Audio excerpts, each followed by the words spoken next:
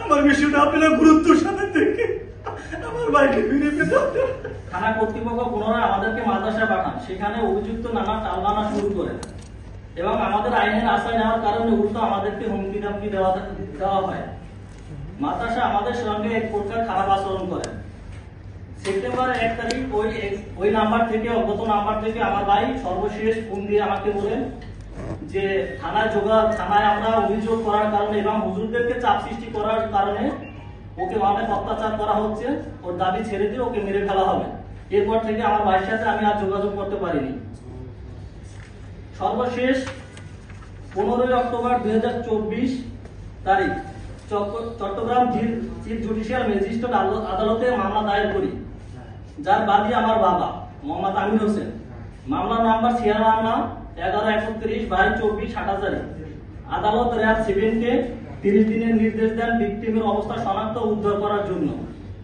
RAB 7-এর সাথে যোগাযোগ করলে তারা জানান অভিযানের জন্য স্বরাষ্ট্র মন্ত্রণালয়ের অনুমতি প্রয়োজন। আমরা সেই অনুমতি পত্র সংগ্রহ করি।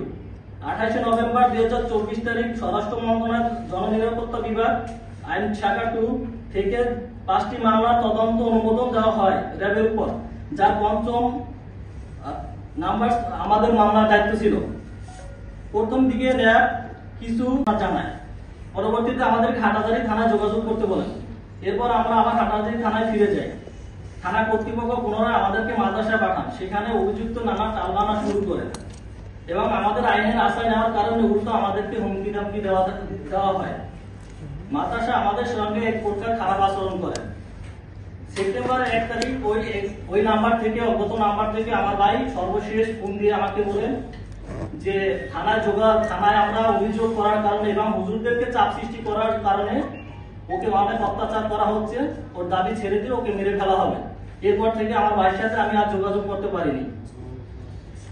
সর্বশেষ 15 অক্টোবর 2024 তারিখ চট্টগ্রাম চিফ জুডিশিয়াল ম্যাজিস্ট্রেট আদালতে মামলা দায়ের করি, যার বাদী আমার বাবা মোহাম্মদ আমির হোসেন।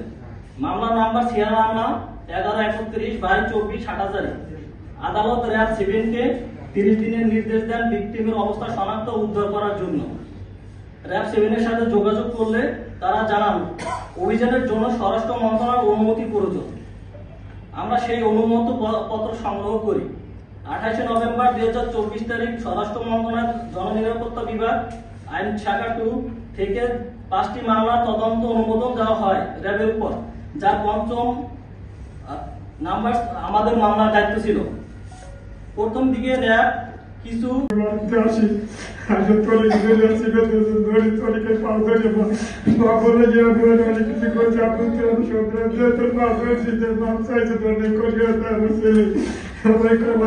কাঁদছি না, 2-3 দিন আসবে, অসুস্থ আছে, আমি বলছি কোথায় আসবো, আমার একটু নিয়ে যান। আছে ও 2-3 মাস আমার কাঁদবে লইয়ে করি লইয়ে যাই গিয়ে আমার কয় আমি চিন্তা করি না, 2-3 মাস আসবে, অসুস্থ আছে, ওই অসুস্থ আমাকে লইয়ে যান। কয় না আর নেওয়া যাইবে না, আমাকে নেওয়া ছিল আমি কেমন ধরে আইবে 2-3 মাস হয়েছিল। আমার আপনারা জায়গাটা করে সামনে শিখে যায়, কোনো কথা শিখে পারে না।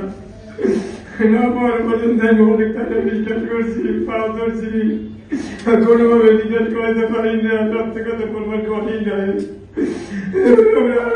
সেটি করছি, সেটি করার পরে ওকে দেওয়া টাকা বানাইছে, টাকা দেওয়া পয়সা কইছে আমরা আইছি, আর পরে আমরা কোনো সমাধান পাই না।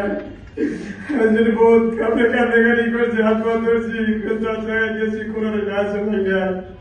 আর আপনাকে আইছি ভাই, আপনার আল্লাহ রাস্তে, আপনার আমাদের ভাই আল্লাহ রাস্তে আমার ছেলে না জীবাটি কেন আল্লাহ রাস্তে আপনারা এছাড়া সামনে আপনি আমার ছেলে উদ্ধার করার ব্যবস্থা করে দেন। আর প্রধান উপদেষ্টা স্বরাষ্ট্র উপদেষ্টাকে আমার দাবি এটাই, আমার ছেলেটা উদ্ধার করা, জীবিত উদ্ধার করে আমার করে ফিরে দিন। আর এই অপনকারীদের বিচারে বিচার, এদের যেন বিচার হোক এবং জিন্দিগি কাউ ছেলে মানুষ না করে। আমার ছেলেকে আল্লাহ জানে তাই ওদের জীবিত ফিরে ব্যবস্থা করে, এটাই আমার দাবি। সাংবাদিক ভাই আপনাদের কাছে আমার এই দাবি, আমার জিনিসটা একটু গুরুত্বপূর্ণ, একটু দেখিয়ে আমার ছেলেটা উদ্ধার করার মতো ব্যবস্থা আপনারা করেন। আল্লাহ রাস্তে আপনাদের হাত জোর করিয়ে করেন ভাইরা। মানছে না। আমি খাইয়া না খাইয়া আমারই পোলারে না আমারে করেছি, আমি না খাইয়া আমারই পোলার মানুষ করছি। বাড়ি থেকে হাফিজি করে যাই মাদ্রাসা দিয়েছি উচ্চ শিক্ষাদের জন্য, আমারে মরে গেলে জানাজা দিবে, বাড়িকে দিবে। এইভাবে এত বড় মাদ্রাসাতে ছাত্র নিকাশ হবে, ওই হুজুরকে দেখতো কি ছিল, দেখতো কেন এই তিনজনের নাম বলছে। আমরা এই ওনাদের তিনজন যে এর সাথে জড়িত এর যথার্থ প্রমাণ আমরা পেয়েছি। যখন আমি তরিক হুজুরের কাছে যাই বেলালের সন্ধান জানার জন্য, প্রথমত উনি আমাকে বলছে যে বেলাল অসুস্থ আছে, 2-1 দিনের ভিতর ফিরবে। তখন আমি ওনাকে জিজ্ঞেস করি অসুস্থ থাকলে আপনি আমাদেরকে কেন ইনফর্ম করেন না এবং ও কোথায়, ওর কাছে আমাকে নিয়ে যান। তখন উনি ক্লাসের অজুহাত দিয়ে চলে গেছে।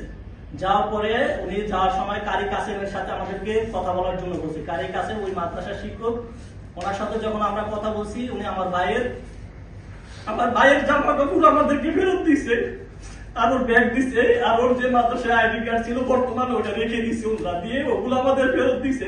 যখন আমি ওনাকে জিজ্ঞেস করে যে আপনি আমার ভাইয়ের কাপড় চোপড় দিচ্ছেন, তাহলে আমার ভাই কোথায়? উনি আমার সাথে মিসবিহেভ করছে, খারাপ আচরণ করছে, উনি আমাকে ন্যূনতম গুরুত্ব দেয় নাই, উনি তারপর চলে গেছে। আমি উপায়ন্তর না পেয়ে এই বিষয়টা হাটাজারি মাদ্রাসা কর্তৃপক্ষের কাছে অভিযোগ দিই, কিন্তু হাটাজারি মাদ্রাসা কর্তৃপক্ষ আমাদেরকে কোনো সহযোগিতা করে না, ওনাদেরকে জিজ্ঞাসাবাদ পর্যন্ত করে না। যেখানে হাটাজারি মাদ্রাসা আবাসিক একজন স্টুডেন্ট নিখোঁজ, সেখানে তাদের দায়িত্ব ছিল যে এখানে সম্পূর্ণ দায়িত্ব তাদের ছিল, তাদের থানায় অভিযোগ করার দায়িত্ব তাদের ছিল, কিন্তু তারা কোনো পদক্ষেপ কেন গ্রহণ করে নাই আমরা জানি না। আমাদের সাথে হাটাজারি মাদ্রাসা কর্তৃপক্ষ খারাপ আচরণ করছে, আমার ভাইকে আমরা ওখানে দিচ্ছি, কিন্তু হাটাজারি কর্তৃপক্ষ কেন একটা আবাসিক স্টুডেন্ট নিখোঁজ, কেন হাটাজারি মাদ্রাসা কর্তৃপক্ষ কেন উদ্যোগ নেয়নি, কেন ব্যবস্থা নেয়নি? এবং যাদের নাম বলছে আমার ভাই, যে অজ্ঞাত আমার থেকে যাদের কথা বলছে, তাদেরকে জিজ্ঞাসাবাদ কেন করে না? কেন ওই স্টুডেন্ট এখন ওই মাদ্রাসায় এখনো পড়াশোনা করতেছে কিভাবে?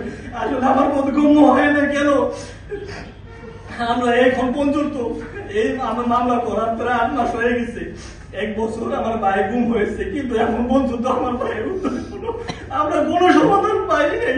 একটা আমরা কোথায় নিরাপদ? আমরা নিরাপদ নাই। আমার ভাই যেখানেও আমাদের সাথে একটা নাম্বার থেকে যোগাযোগ পর্যন্ত করছে উত্তরের জন্য, কত কষ্ট পাচ্ছে, ওকে মারধর করা হয়েছে, অত্যাচার করা হয়েছে, কিন্তু এখন পর্যন্ত আমার ভাইকে উদ্ধার করা হয় না। আমার ভাইকে উদ্ধারের কোনো সমাধান আমরা পাই নাই। আমরা সব জায়গায় ঘুরে ঘুরে এখন থানা অফিস, থানা অফিস, মাদ্রাসা, কোথাও ঘুরে কোনো সমাধান পাই। আমরা কি এতটুকু আমরা কি আশা করতে পারি না আমার ভাই জীবিত আছে না মরে গেছে? এটাও আমরা এখন পর্যন্ত বলতে পারি না। আপনাদের কাছে অনুরোধ, আপনারা তো বড় বড় অভিযোগগুলো সামনে নিয়ে আসেন, আপনাদের কাছে অনুরোধ, আল্লাহর রাস্তে হাত জোর করে আমার বিষয়টা আপনারা গুরুত্বের সাথে দেখে আমার ভাইকে ফিরে পেতে, আমার ভাইকে ফিরে একটা ভাইকে খুব কষ্ট করে আমি খুব কষ্ট করে পড়াশোনা করছি। আমার বাবা রাজনীতি কাম করে আমাদেরকে এত দূর নিয়ে আসছে, খুব কষ্ট করে আমরা পড়াশোনা করে এত দূর আসছে। কেন, কি কারণে আমার ভাইকে গুম করা হলো? কি অপরাধ, কি অপরাধে তাকে গুম করা হলো? আপনারা এটা গুরুত্ব দিয়ে এটা সামনে নিয়ে এসেন, কেন আমার ভাইকে গুম করা হলো?